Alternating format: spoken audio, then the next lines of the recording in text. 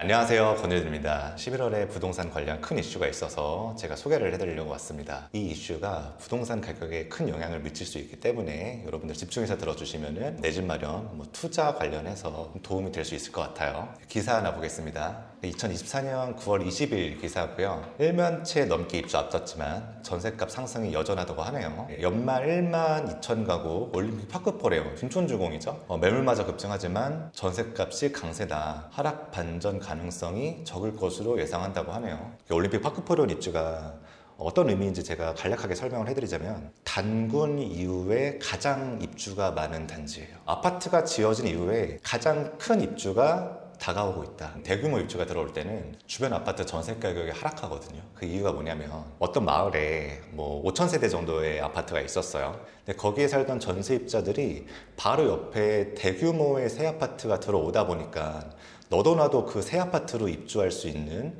그런 수요가 굉장히 많아집니다. 기존에 있는 마을에 구축 아파트에 살던 세를 내주고 있던 집주인분들은 수요가 새 아파트로 넘어가기 때문에 전세 가격을 낮춰서라도 세입자를 받으려고 노력을 하겠죠. 그러다 보니까 주변에 있던 기축 아파트에 있는 전세 가격이 다 낮아지게 됩니다. 통상적으로 이런 현상이 나타나요. 근데 여기 기사를 보면은 하락 반전 가능성이 적을 것이라고 합니다. 연말 올림픽 파크포레온을 비롯해 대규모 단지가 차례로 입주를 앞두고 있기 때문에 매물이 늘어나고 있지만 매매 매물이 늘어나고 있다는 거예요. 그 상승 곡선이 뚜렷하다고 하네요. 20일 부동산 빅데이터 업체 아실에 따르면 이날 기준 서울 아파트 전세 매물은 2만 7천여 건으로 전년 동기 대비 12.2% 감소했다. 다만 약 12,000 가구 규모 올림픽 파크포레온 입주가 예정된 서울 강동구는 1년 전 1,200여 건에서 3,800여 건으로 198.4% 늘었고 지난달 북서울자이 폴라리스가 입주한 강북구는 86.5%, 내년 1월 레미안 라그랜드가 입주하는 동대문구는 33.7%가 늘었다고 합니다. 서울 전체로 보면은 전세 매물이 줄어들고 있지만 입주 물량이 많은 강동구, 동대문구 같은 경우는 오히려 전세 물량이 증가하고 있는 상황입니다.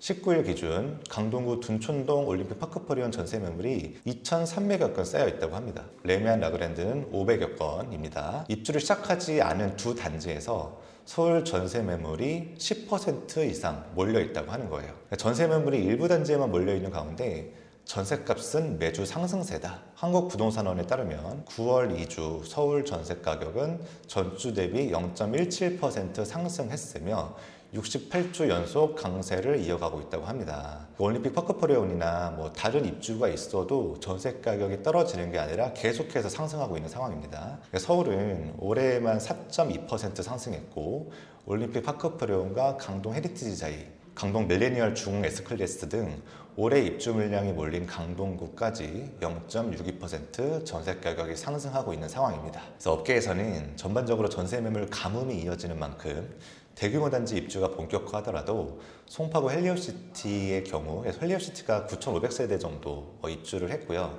2018년 12월부터 입주를 했습니다. 이때는 서울 전세 가격이 전반적으로 다 하락을 했어요. 예를 들어서 강남구 도곡동의 도곡레슬 같은 경우 33평 기준으로 전세가가 3억 이상 하락을 했습니다. 헬리오시티 좀 위에 있는 입지가 좋은 잠실에 있는 트리지움 같은 경우도 33평 기준 9천만 원 정도 하락을 했습니다. 근데 지금은 2018년과 다르게 전셋값 하락을 이끌기에는 쉽지 않을 것 같다고 전망하고 있어요. 실제로 부동산 114가 조사한 올해 서울 입주 물량은 2만 7천여 가구로 조사됐는데 지난해 입주 물량은 3만 6,800여 가구의 약 74% 수준이다.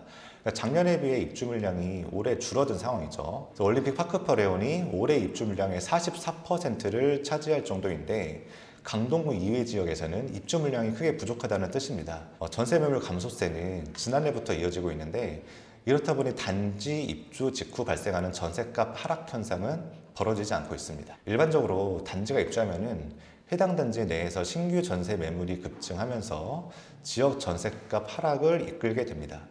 수요 대비 공급이 부족하다 보니 신규 매물이 나오더라도 빠르게 소화되는 탓이라 8월에 입주한 서초구 반포 레미안 원베일리의 경우가 대표적인 케이스라고 합니다. 대한민국에서 가장 비싼 아파트죠. 레미안 원베일리가 2단지 입주 직후 전세 매물이 1,400여 건이 쌓이기도 했지만 서초구 전세 가격 지수는 8월과 9월 전월 대비 각각 0.19%, 0.37% 상승한 것으로 나타났다고 합니다. 헬리오시티 입주 때 완전히 다른 양상이 펼쳐진 겁니다. 윤수민 NH농협은행 부동산 전문위원께서도 헬리오시티가 입주할 때는 전셋값이 전체적으로 약세였지만 지금 시장은 공급 부족해 서울 전반적으로는 공급량이 부족하기 때문에 전셋값이 강세를 유지하고 있어 그때와 지금은 상황이 다르다고 합니다. 저는 의견이 좀 다릅니다. 네, 제가 그 과거의 데이터로 어떤 의견이 다른지 제가 좀 말씀을 드릴게요. 이거는 이제 제가 만든 거고요. 그 수도권 공급은 부동산 지인 사이트에서 가지고 왔고요.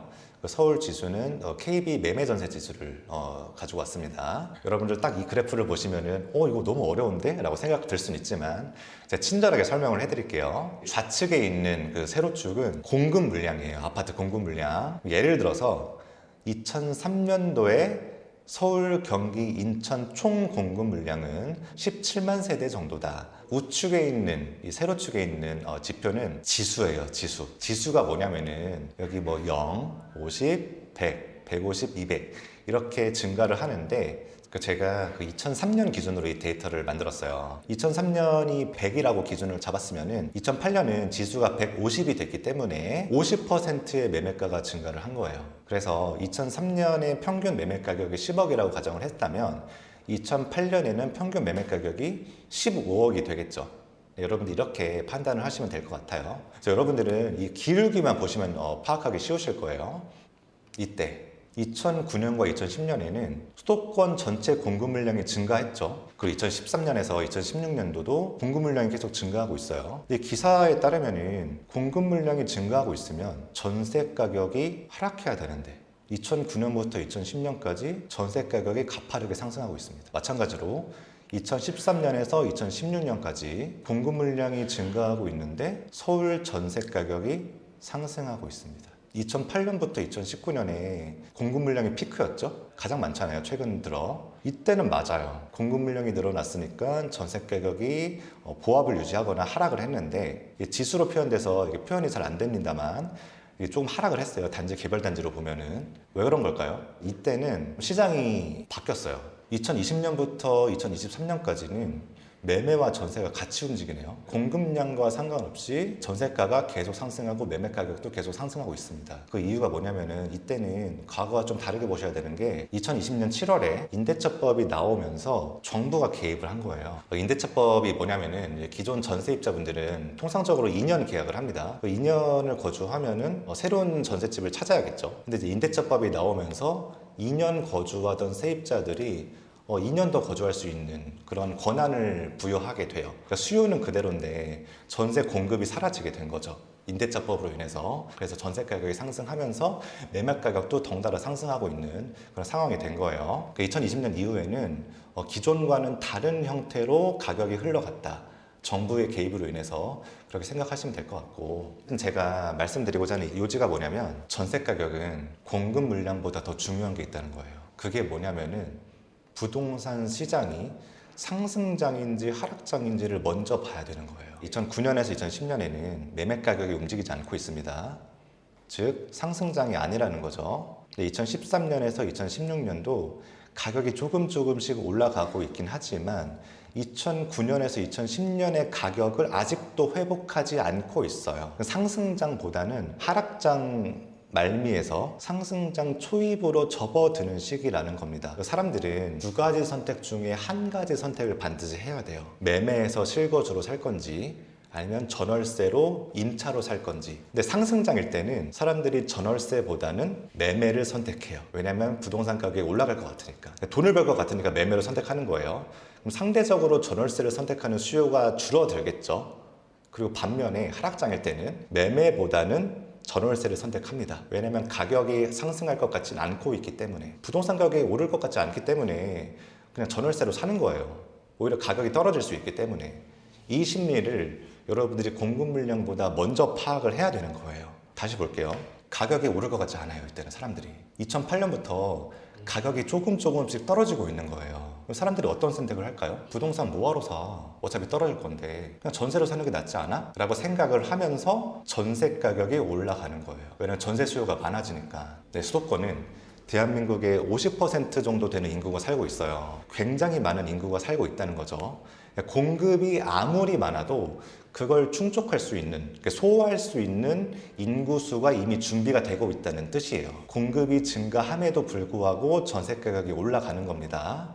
마찬가지로 2014년부터 2016년도 똑같아요. 매매 가격이 조금씩 올라가고 있지만 여전히 과거의 가격을 회복하지 못한 상황이기 때문에 사람들이 확신을 못하는 거예요. 그래서 여전히 전월세를 선택하는 수요가 많아요. 그래서 매매 가격이 상승하는 기울기보다 전세 가격이 상승하는 기울기가 훨씬 큰 겁니다. 공급이 늘어나고 있어도 전세 가격이 올라가고 있는 겁니다. 기존 추세와 다르죠? 매매 가격이 급등하고 있어요. 이땐 공급 물량이 늘어남과 동시에 사람들이 전월세를 선택하기보다는 매매를 선택한다는 거예요. 집이 올라갈 것 같으니까. 상대적으로 전세 수요가 줄어들겠죠.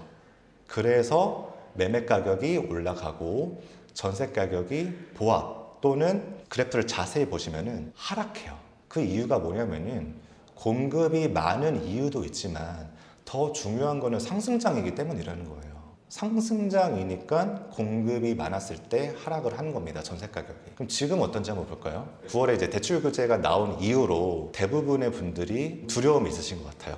9월 대출 규제 이후 부동산 시장이 어떻게 흘러가고 있는지 제가 거래량과 매물수로 제가 지표를 확인해 보겠습니다. 네, 서울특별시 기준이고요. 거래량을 보시면은 빨간 색깔 보이시죠? 이 빨간 색깔이 이제 매매 거래량인데 3월부터 시작해서 7월까지 거래량이 급속도로 상승을 하다가 7월 이후에 거래량이 급속도로 하락하고 있습니다. 시장이 얼어붙었다는 거죠. 거래가 잘 안 되고 있어요. 매물은 과연 어떻게 됐는지 확인해 볼게요. 서울에 그 매매를 위해서 매도자들이 부동산에 광고한 매물수입니다. 5월부터 8월까지 매물수가 급속도로 하락을 했어요. 왜냐면 많이 거래가 된 이유도 있지만 사람들이 가격이 계속 올라가니까 걷어들인 이유도 있어요. 그래서 매물수가 하락을 했지만 대출 규제가 나온 이후에 매물수가 급속도로 상승하고 있습니다. 거래량이 줄어들고 있고 매물수가 쌓이고 있는 상황입니다.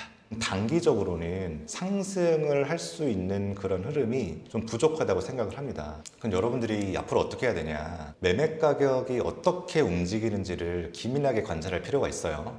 지금 올림픽 파크파레온이 24년 11월에 입주를 하기 때문에 입주장이 12월, 내년 1월, 2월까지도 이어질 수 있습니다.